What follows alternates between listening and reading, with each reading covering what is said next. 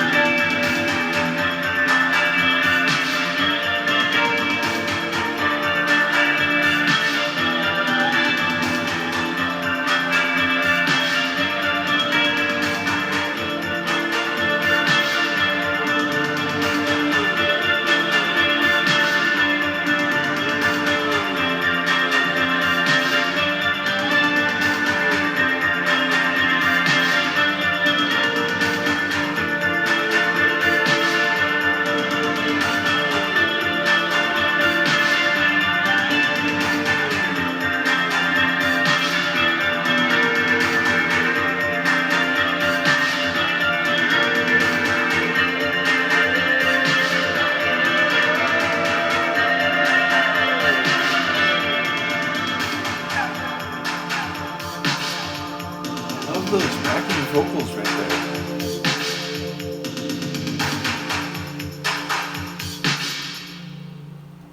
I also like the way it deconstructed itself and came to a proper end.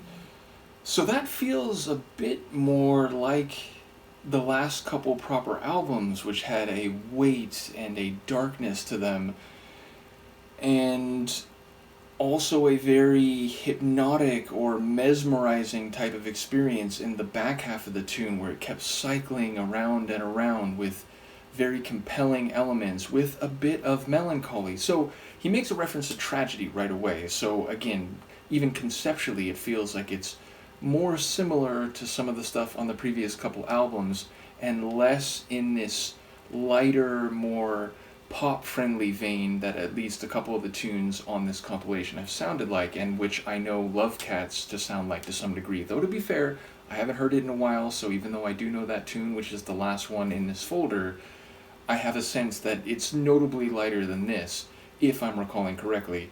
But yes, so a reference to tragedy, and the reason I laughed is because I thought he said under the fridge. I think it's under the bridge, right? I'm now thinking of Phil mentioning that he is amused when I have a bit of audio malapropism and hear a line incorrectly.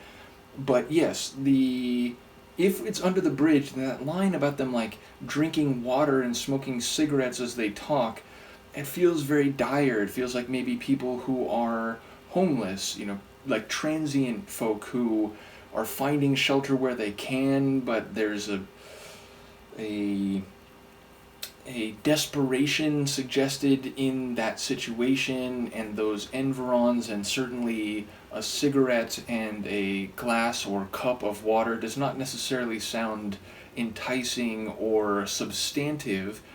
Though I do also think I heard reference to ice cream. Am I hearing that line correctly? Even ice cream bunny, which, like, surely I didn't hear that right. It is a phrase that's popped up in some different places. There's a crazy old movie that the Riff Tracks guys took a crack at called, like, something of the ice cream bunny. So maybe my brain is skewed and has been colored to hear whatever that phrase actually was incorrectly.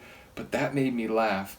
Either way, the overall atmosphere was one that felt dire and lamenting of circumstances. So whether that's about someone's socioeconomic condition or the flat, bland, or otherwise negative context of interaction between these two people, and I heard reference also to, I think, like, candle smoke, so I don't know if that has a significant aspect or is relevant in terms of whatever narrative is here. It felt more like a scene setting than a narrative, fair to say. But nevertheless, it feels like the lines I did catch, at least in part, do have a darkness, a heaviness, a less than ideal context the way a lot of songs on the previous couple albums have. So yeah, this felt like a throwback, less where they're headed from what I understand. So yeah, ultimately I'm curious to hear what people have to say about this. I do appreciate the folks in the Cure Deep Dive. They've provided great information. You've been very enthusiastic as we've gone through this catalog, and I know there's a whole great deal of material more to go. Once again, thank you to Phil for providing not only these albums, and in this case compilation, but there's live albums and so on, so there's a wealth of Cure to go through. We are still in the early stages, but yes, I've enjoyed this deep dive very immensely, and I'm looking forward to more. And of course, as I mentioned, I'm looking forward to the next tune in particular, because it is one that I remember from my youth, and I think maybe back in the day I even saw the music video, though I can't really think of any scenes from it as I sit here, except, like, I think they're in an apartment, right? I have this memory that they're in this sort of weird looking apartment, and there are in fact cats in the video. So in any case, we'll cross the video bridge when we come to it, but I'm looking forward to next Thursday's Cure Thursday, so hopefully you are too. Let me know what you think of this, and I will see you then. Peace.